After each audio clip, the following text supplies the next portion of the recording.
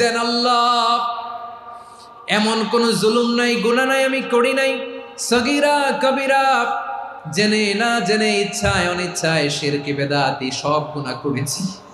আল্লাহ, আকাশের নিচে জমিনের উপরে আমার চেয়ে বড় গুনাহগার আর কেউ নাই। চোখের পানি ছেড়ে আল্লাহরে বলেন, আল্লাহ, আমি ছাড়া তোমার গোলামের অভাব নাই, তুমি ছাড়া আমার দ্বিতীয় কোনো রব নাই, তুমি ছাড়া তো কেউ আমার গুনাহ ক্ষমা করার নাই, তুমি আমার রব, তুমি আমার সব। বলতে পারবেন? এই তাকরীর আমার পটুয়াখালীর ভাইয়া, এই স্বীকৃতিটা দেখতে আল্লাহ বড্ড ভালোবাসে, কারণ আমরা সবাই গুনাহগার। আমরা সবাই কি?